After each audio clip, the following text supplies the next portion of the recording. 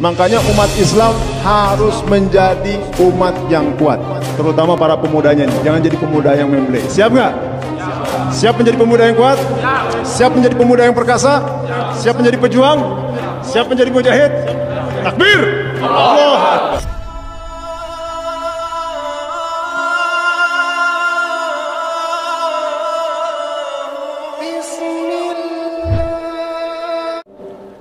Inginnya sih lahirnya sekitar 20 tahunan yang lalu lah. Inginnya ya. Tapi faktanya saya lahir sekitar 45 tahun yang lalu. Jadi ya kurang lebih saya bisa membandingkan kondisi yang ada saat ini dengan di masa lalu, khususnya ketika saya belum berhijrah. Lalu kemudian ketika saya mulai masuk ke dalam fase sedang belajar berhijrah. Sekarang pun sedang belajar ini ya.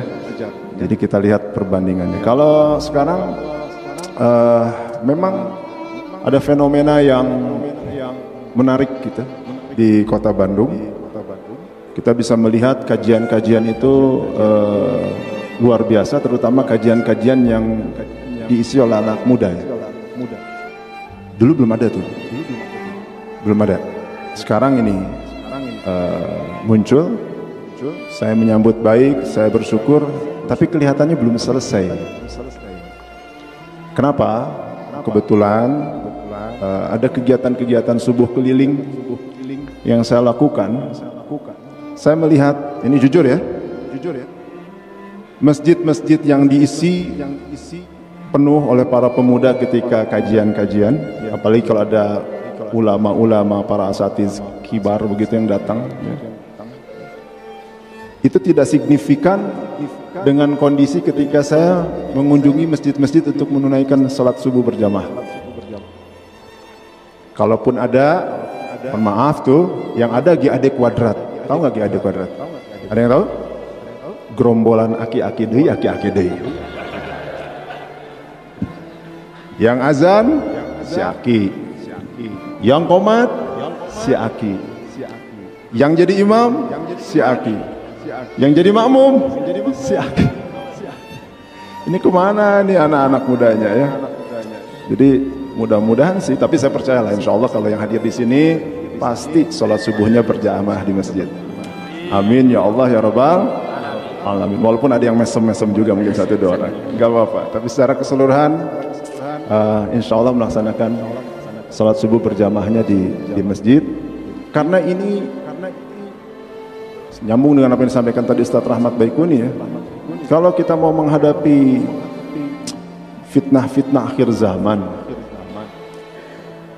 kalau kita mau menghadapi kondisi-kondisi yang digambarkan oleh Nabi kita yang mulia, saya teringat satu hadis tuh, salah satunya, tolong koreksi Ustaz bila saya salah, dalam sebuah hadis yang diriwayatkan oleh Imam Bukhari, fa innahu la ya'ti 'alaikum zamanun illa allazi ba'dahu sarru minhu hatta talqa'u rabbakum. Sesungguhnya tidak akan datang satu zaman, melainkan zaman sesudahnya akan lebih buruk daripada zaman itu hingga mereka berjumpa dengan Rabbnya. Jadi baginda Rasulullah SAW itu sudah menyampaikan bahwa zaman pasti akan lebih buruk dan puncaknya tadi itu yang disampaikan tuh. Menjelang munculnya Tuan Dajjal di muka bumi ini akan mengalami kondisi yang luar biasa, dan umat Islam, saya boleh katakan meminjam juga pernyataan guru-guru kita yang lain, para ulama, tidak mungkin menjadi seorang mujahid bila dia tidak melaksanakan, mohon maaf, salat subuh berjamaah di masjid. Terutama kepada para ikhwannya. Ingin jadi mujahid? Ingin jadi pejuang? Ingin berada di barisan kanan? Salat subuh berjamaah. Siap? Takbir! Allahu Akbar! Ini hanya sekedar pembukaan aja ya. Karena ada greget gitu loh.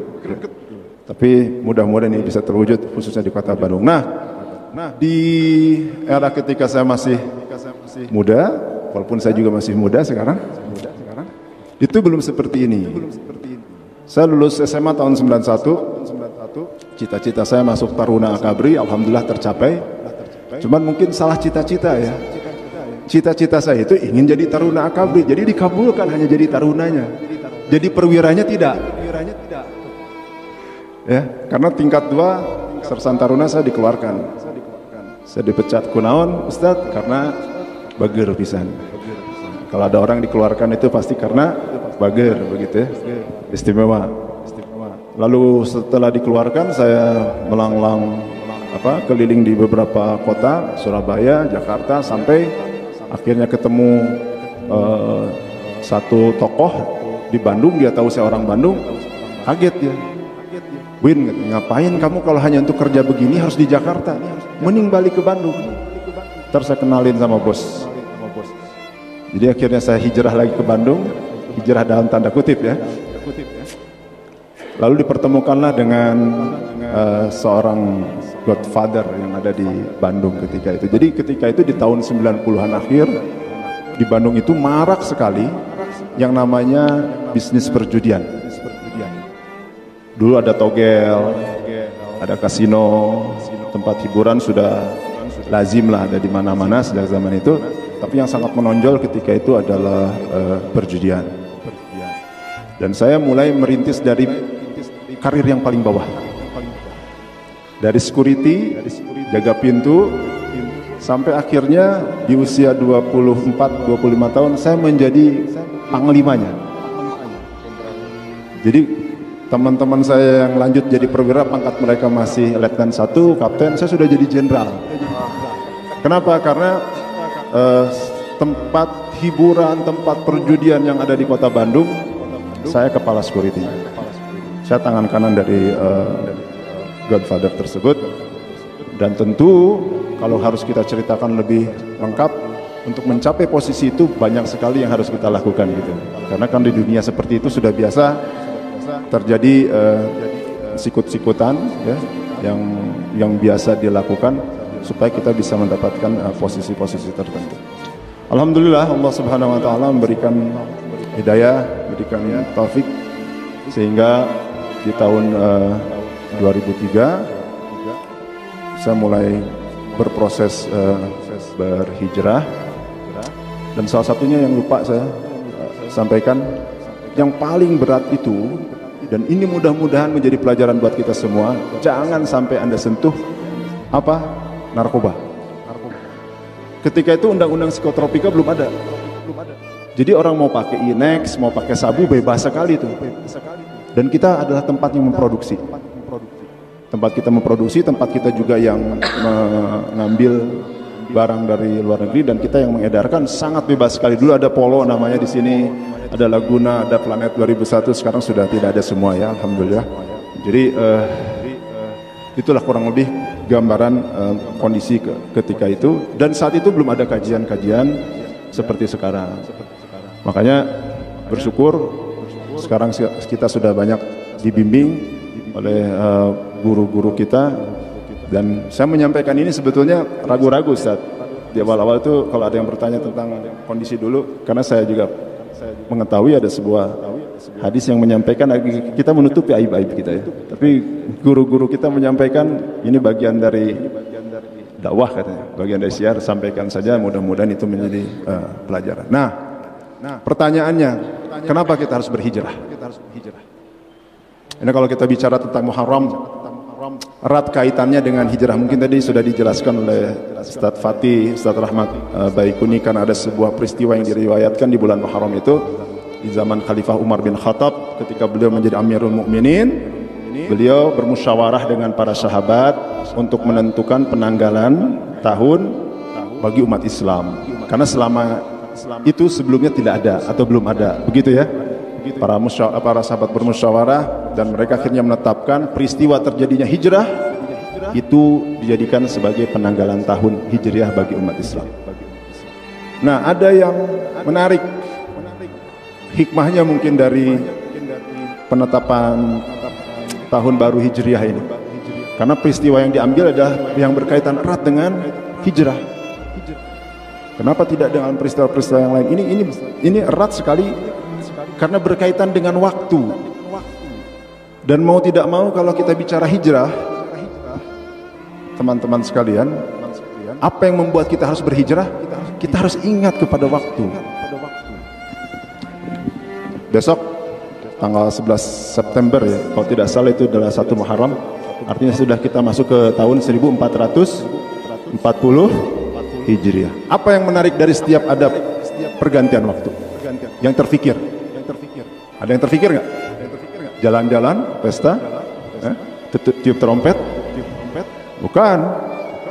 Pada saat pergantian waktu, otomatis sebetulnya umur kita bertambah, panjang umurnya. Begitu kalau ada orang yang memperingati ya. Tapi hakikatnya sebetulnya di saat umur kita bertambah, usia kita justru berkurang. Ini yang hikmah kita dapatkan. Kenapa Kang kita harus cepat-cepat berhijrah tuh? Saya teringat ada ayat dalam proses ketika kita sedang berhijrah itu yang membuat saya lebih terpacu untuk segera berhijrah. Nanti silakan dibuka bagian surah Al-Mu'minun ayat 114 dan juga surah Al-Mu'minun ayat 115. Allah Subhanahu wa taala berfirman, a'udzubillahi minasyaitonir rajim. Qala illa bistum illa qalilan law annakum kuntum ta'lamun. Afahasibtum annama khalaqnakum abasan wa annakum ilayna la turja'un. Allah Subhanahu wa taala berfirman, katakanlah kamu hidup di bumi ini sebentar saja. Dalam ayat yang lain dalam surah Al-Hajj itu disampaikan satu hari akhirat itu sama dengan 1000 tahun hidup di bumi. Bayangin aja tuh. Kalau dihitung-hitung umur kita misalnya nanti sampai usia 63 tahun aja ya. Misalnya gitu. Kalau boleh sih 100 tahun tapi tetap muda, kece, populer gitu ya. Sehat ya. Ini anggap aja 63 tahun usia rata-rata manusia saat ini. 63 tahun berapa tahun akhirat tuh? Satu hari akhirat 1000 tahun dunia, 24 jam 1000 tahun dibagi berarti hanya sekitar 1,5 jam. 63 tahun itu hanya 1,5 jam. Bayangin tuh kalau misalnya kita selama hidup buang-buang waktu, kita nggak segera berhijrah, ngabisin buat hal-hal yang nggak penting. Dan ingat peringatan Allah dalam bagian surah Al-Mu'minun ayat 115 itu tadi. Apakah kamu mengira kami Allah menciptakan manusia itu main-main dan kamu tidak akan dikembalikan kepada kami? Ini peringatan Allah Subhanahu wa taala. Dan itu yang saya rasakan dulu ketika saya berhijrah. Saya uang mudah, kekuatan ada di tangan, narkoba ada di hadapan kita. Alhamdulillah, amin. Kamu kasep kata beliau, tapi saya gak kasep. Ini itu luar biasa sekali. Dan saya sempat mengalami satu kondisi ketika itu kita OD ya. Judulnya OD. Itu di situ membuat kita kembali lagi segera kepada Allah Subhanahu wa taala. Dan saya minta kepada semua yang hadir di sini, sampaikan juga kepada keluarganya, sampaikan juga kepada orang lain, stop narkoba. Saya pikir narkoba itu juga salah satu senjatanya pasukannya Dajjal itu, untuk menghancurkan umat Islam. Tapi ada yang menarik. Ini boleh saya cerita agak panjang? Sampai jam berapa Ustaz? Nah, ceritanya kalau orang berhenti dari narkoba itu nggak bisa langsung. Itu bertahap tuh, berproses. Begitu pula saya. Tinggalin, pakai lagi. Sampai akhirnya berulang kali saya tobat, nggak mau lagi pakai. Nggak mau deh, udah janji saya nggak mau pakai lagi. Hampir setahun saya berhenti tidak pakai. Ketemu orang lain, teman lama. Terus dia bilang, Win, ini ada barang bagus dari Belanda. Susah nih dapetin yang kayak gini. Aduh sorry saya udah nggak pakai lagi. Cuman sekali ini, itu bahasanya gitu tuh. Cuman sekali ini aja, jangan lagi. Janganlah. Enggak apa-apa sekali aja. Kita temenin bareng-bareng. Akhirnya, ya namanya teman lama ya, ngajakin kita tuh. Hari itu akhirnya saya terbawa. Tapi, karena mungkin sebelumnya juga kita sudah bertobat, minta pertolongan Allah. Hari itu sebelum saya menggunakan narkoba, saya sholat dulu. Jadi ini namanya menggunakan narkoba secara syariah. Kurang asem ya. Mabok secara Islami. Kenapa saya sholat? Takut mati. Jadi saya sholat dulu, saya berdoa sama Allah. Selesai sholat, saya berdoa. Saya ingat tuh, sholatnya habis Isya. Sholat Isya. Selesai sholat, saya berdoa sama Allah. Ya Allah, tolong sekali ini aja ya Allah. Sekali ini aja ya Allah, saya pakai lagi. Tapi tolong jagain, selamatin saya. Bahasanya kurang lebih gitu. Berangkatlah kita sama teman-teman. Dan hari itu saya makan. Itu makan obat jenis ekstasi ya. Jangan ditiru ya. Don't try this at home. Saya makan. Nggak berasa. Ditunggu-tunggu nggak berasa. Padahal teman saya udah mulai nggak karu-karuan tuh mereka tuh. Udah goyang. Akhirnya saya minta udah setengah lagi. Saya makan lagi. Nggak berasa juga. Teman saya yang lain udah pada, waduh nggak karu-karuan deh. Udah kayak Hanuman, loncat sana loncat sini, udah nggak karu-karuan. Saya minta lagi. Itu beberapa kali saya minta dan saya nggak kontrol. Sampai akhirnya tiba-tiba obat itu bereaksi dan bereaksinya sekaligus. Tahu-tahu saya gelap dan saya nggak ingat apa-apa. Ingat apa-apa dibangunin sama teman. Min, bangun. Saya bangun. Sambil kita udah karu-karuan tuh. Dada tuh kayaknya ditekan gitu ya, setengah mati. Udah gitu saya hilang lagi kesadaran. Teman-teman berusaha ngebangun. Jadi saya beberapa kali pingsan dan sadar lagi. Sampai akhirnya kita dibawa ke rumah sakit. Saya ingat rumah sakitnya Kebon Jati. Tapi dalam perjalanan itu saya ingat tuh lucunya sama doa yang tadi saya panjatin lagi sholat. Jadi intinya saya berdialog lagi sama Allah. Ya Allah, tadi kan saya sudah berdoa samamu ya Allah. Tolong ya Allah, selamatkan ya Allah, kabulkan ya Allah. Saya nggak akan sekali-kali lagi. Sampai dibawa ke rumah sakit, dokter segera menangani. Caranya gimana? Dimasukin selang ke hidung, masuk ke mulut. Jadi dari hidung masuk ke mulut itu untuk mencuci perut kita dan kita muntah, keluar darah dan sebagainya. Tapi alhamdulillah saya terselamatkan. Dokter bilang, Anda kalau terlambat sedikit saja fatal. Ini yang saya sampaikan bahwa kenapa kita harus segera berhijrah, karena kita tidak tahu kapan hidup kita akan berakhir. Apa makna hijrah? Ini yang menarik disampaikan oleh baginda Rasulullah SAW dalam hadis yang diriwayatkan oleh Imam Muslim. Seorang muhajir, orang yang berhijrah itu adalah yang meninggalkan segala apa yang dilarang oleh Allah Subhanahu wa taala. Dalam hadis lain yang diriwayatkan oleh Imam Tabrani disampaikan seorang muhajir, orang yang berhijrah itu adalah orang yang meninggalkan segala bentuk keburukan-keburukan. Jadi kalau kita mau berhijrah, ini judulnya kan kita lagi ngebahas hijrah ya.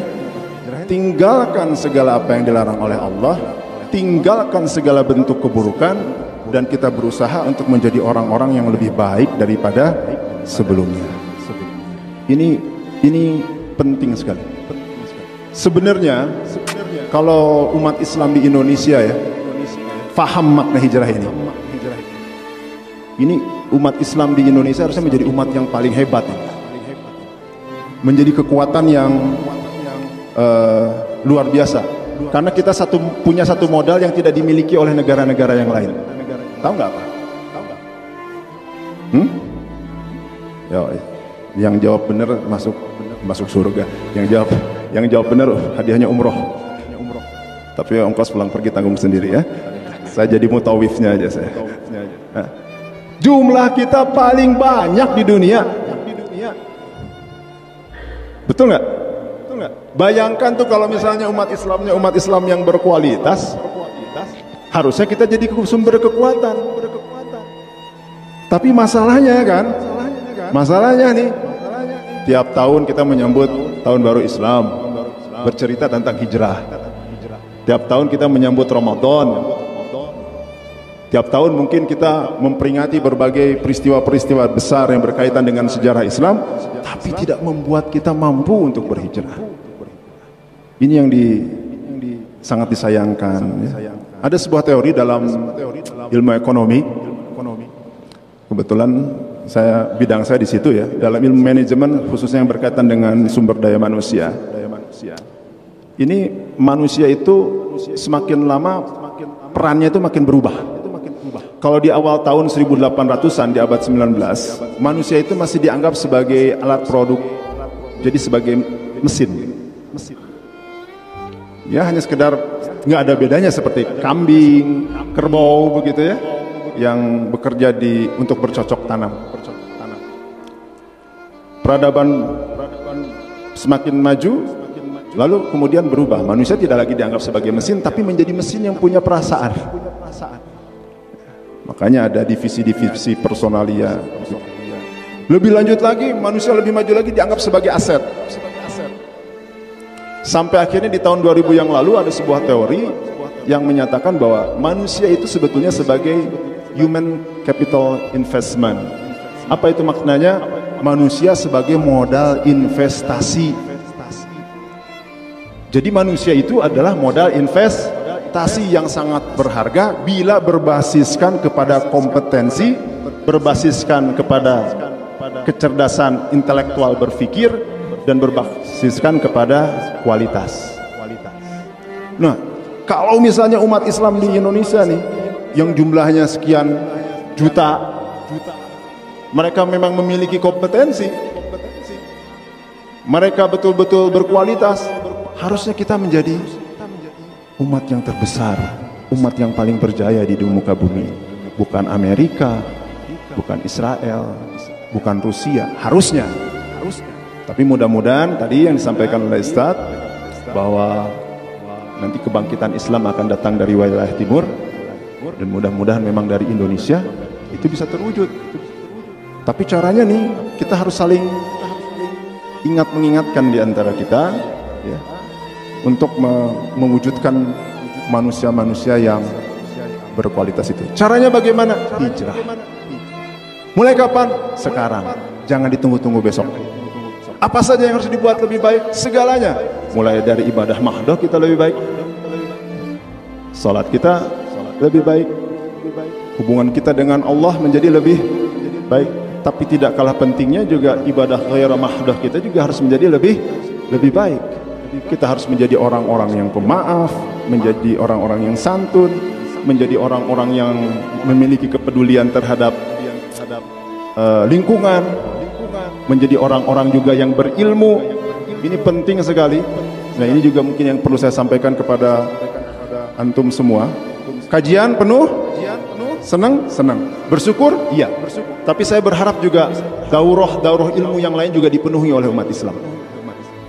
Kajian di masjid penuh, penting. Ini harus kita ramaikan. Tapi juga daurah ilmu yang lain juga kuasai. Apa saja? Ilmu pengetahuan, kuasai. Ilmu pendidikan, kuasai. Ilmu kedokteran, kuasai. Ilmu ekonomi, kuasai. Ilmu pemerintahan, kuasai. Ilmu politik, kuasai. Ilmu militer, kuasai. Karena dulu ketika Islam berjaya, itu semua dikuasai oleh umat Islam. Pernah dengarkan kisah tentang Muhammad Al-Fatih? Muhammad Al-Fatih itu tidak mungkin dia bisa merebut Konstantinopel bila beliau dan pasukannya tidak menguasai ilmu teknologi yang ada ketika itu. Nah, ini penting sekali. Jadi bangkitkan tuh semangat di antara anak-anak muda, keluarga kita. Mungkin nanti kita akan punya anak cucu keturunannya. Mereka agar mereka berhijrah, kuasai ilmu pengetahuan. Saya sangat tertarik sekali kalau misalnya ada anak muda ini mau latihan segala macam ya. Dan kita tunggu. Mudah-mudahan juga nanti Bandung selain menjadi lautan kajian ilmu, menjadi juga lautan latihan. Ya. Jadi batinnya, spiritnya, rohaninya kuat, dipenuhi dengan keimanan dan ketakwaan, tapi jasadiahnya juga kuat. Ilmu pengetahuannya juga kuat. Penuhi itu 10 kriteria muslim. Saya nggak akan bahas semua lah, bahasnya 5 aja ya. Yang pertama, salimul akidah. Akidah yang murni, lurus, benar-benar tauhidnya dipegang, ditanamkan di dalam hatinya. Asyhadu an la ilaha illallah wa asyhadu anna muhammadar rasulullah. Nggak ada yang namanya tadi disampaikan oleh Ustaz Islam Nusantara ya, mohon maaf saya. Walaupun mungkin ada yang menggunakan istilah itu, tapi saya mengikuti pandangan para alim ulama yang menolak istilah tersebut. Dan saya kira memang Islam itu harusnya hanya satu gitu loh. Menjadi Islam rahmatan lil alamin, pembawa rahmat bagi alam semesta, tapi Islamnya satu. Malah ada yang lebih berbahaya lagi, bukan cuma Islam Nusantara ini, saya lihat di Indonesia ini ada kerajaan ubur-ubur. Tolong kepada bapak dan ibu ya, kalau nonton film SpongeBob agar diawasi oleh anak-anaknya. Karena terbalik tuh, gara-gara nonton film SpongeBob akhirnya muncul ide kerajaan ubur-ubur. Salimul akidah. Yang kedua, sahihul ibadah. Ibadah yang benar sesuai dengan tuntunan baginda Nabi Muhammad sallallahu alaihi wasallam yang berpegang kepada Al-Qur'an dan Sunnah, dan tentu saja juga mengacu kepada ijma para alim ulama. Saya bukan ulama, dipanggil ustadz juga nggak berani ya. Beliaulah ustadz kita. Tapi saya berharap mungkin kita semua ya, nih yang sekarang ini juga lagi rame di Indonesia, ada kelompok-kelompok yang merasa bahwa dirinya juga paling benar dalam masalah ibadah ini. Ini juga saya kira akan menjadi masalah. Nanti ukhuwah yang kita cita-citakan untuk mewujudkan kekuatan Islam itu juga akan sulit diraih. Karena ada kelompok-kelompok yang merasa paling benar. Mencari kebenaran itu penting, tapi merasa yang paling benar itu berbahaya. Terlebih-lebih ini misalnya bila di antara sesama umat Islam sendiri. Perbedaan itu kan bagian daripada rahmat sebetulnya. Dan kita bisa melihat ada kajian-kajian mengenai perbedaan-perbedaan mazhab ya. Dan sebetulnya semua juga sama-sama mengacu pada Al-Quran dan As-Sunnah. Tinggal kita pilih yang mana yang mau kita ikutin, kan begitu ya. Tapi jangan menyalahkan. Ini juga jadi masalah. Kenapa? Salah satu penyebab sholat subuh tidak berjamaah juga karena itu. Tong kadinya siah, Kang Edwin kunaon? Sholatnya tuh make kunut. Tong kadi itu siah, Kang Edwin kunaon? Sholatnya make kunut. Tong kadinya siah kunaon? Sholat tarawihnya di situ 11 rakaat. Yang di sana tong kadinya siah, didinya sholat tarawihnya 23 rakaat. Ini yang membuat kita selalu terkoyak-koyak. Sahihul ibadah, beribadah secara benar sesuai dengan tuntunan, tapi juga kita harus memahami bahwa memang ada perbedaan juga di situ yang seharusnya tidak kita persoalkan selama kita sama-sama mengacu kepada Al-Quran dan As-Sunnah, memiliki dalil yang bisa juga dipertanggungjawabkan. Yang ketiga, matinul khuluq, akhlak yang kokoh, akhlak yang kuat, akhlak yang mulia, juga sebagaimana didikan baginda Rasulullah sallallahu alaihi wasallam. Saya pernah diskusi itu sama aparat. Jadi Islam itu Pak Haji katanya, kalau bisa jangan terlalu fanatik. Jangan terlalu taat katanya. Karena itu bisa menyebabkan jadi ekstrim. Radikal. Lihat aja katanya. Saya bilang entar dulu. Justru kalau kita mengikuti ajaran Islam secara kafah, secara sempurna, gak mungkin kita menjadi orang yang radikal. Gak mungkin kita menjadi teroris. Gak mungkin kita menjadi orang-orang yang menebarkan permusuhan dan kebencian. Kenapa? Rasulullah itu akhlaknya kan luar biasa.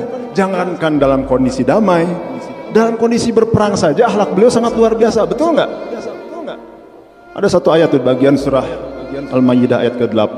Ini selalu saya pegang. Wala yajrimannakum sana'anu qaumin ala alla ta'dilu i'dilu huwa aqrabu littaqwa. Dan janganlah sekali-kali kebencianmu terhadap satu kaum membuatmu berlaku tidak adil kepada mereka. Berlaku adillah karena mendekatkan diri kepada takwa. Kalau orang adil lagi damai, itu mah biasa. Ini mah lagi benci kita disuruh adil. Enggak boleh kita benci kepada orang lain membuat kita berlaku tidak adil kepada mereka. Muslim ataupun non-muslim, segolongan ataupun tidak segolongan, apapun mazhabnya, apapun perbedaannya, etnisnya, sukunya, kita tetap harus berlaku adil kepada mereka. Karena itu yang diajarkan oleh Nabi Muhammad sallallahu alaihi wasallam. Termasuk juga manakala Islam diinjak-injak, kalau kita diam itu juga sama saja tidak berlaku adil artinya. Jadi adil itu kan proporsional, betul nggak? Kapan kita harus marah, marahnya juga sesuai dengan tuntunan. Kapan kita harus sabar, sabarnya pun juga harus sesuai dengan tuntunan. Yang keempat, qawiyul jismi. Tadi sudah dikatakan jasmaninya pun juga harus kuat, fit. Mungkin nggak para sahabat memenangkan peperangan tanpa jasmani yang kuat? Tidak mungkin. Mungkin nggak kita melaksanakan ibadah dengan sempurna tanpa jasmani yang kuat? Juga tidak mungkin. Banyak ibadah dalam syariat Islam itu yang membutuhkan kekuatan fisik. Ibadah saum misalnya, ibadah haji misalnya. Atau mungkin kita melaksanakan sholat malam, berrokaat-rokaat setiap malam. Itu juga membutuhkan fisik yang kuat. Kita berjuang datang ke daerah-daerah konflik untuk menebarkan bantuan. Itu juga membutuhkan fisik yang kuat. Makanya umat Islam harus menjadi umat yang kuat. Terutama para pemudanya. Jangan jadi pemuda yang memble. Siap nggak? Siap menjadi pemuda yang kuat? Siap menjadi pemuda yang perkasa? Siap menjadi pejuang? Siap menjadi mujahid? Takbir! Allah Akbar. Terakhir, Musaqaful Fikri memiliki kecerdasan, intelektualitas dalam berpikir. Saya kira ini juga penting. Ada istilah, barang siapa menguasai ilmu, maka dia akan menguasai peradaban. Ada hadis yang sering diulang-ulang itu yang diriwayatkan oleh Imam Tirmizi.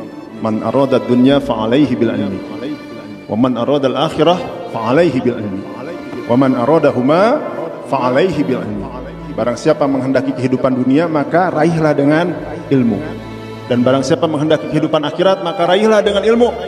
Dan barang siapa menghendaki kehidupan keduanya, maka hendaknya meraihnya dengan ilmu.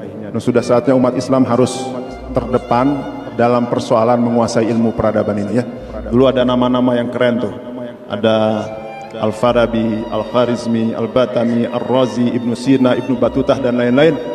Sudah saatnya nih sekarang muncul cendekiawan-cendekiawan Islam, kaum-kaum teknokrat yang menguasai ilmu pengetahuan, tetapi juga hatinya dipenuhi dengan keimanan dan ketakwaan kepada Allah Subhanahu wa taala, karena sekali lagi itu akan bermanfaat terutama dalam rangka perjuangan kita menghadapi musuh-musuh agama Allah yang sebenarnya, dan di dalam rangka nanti menghadapi fitnah-fitnah yang semakin hebat yang akan terjadi di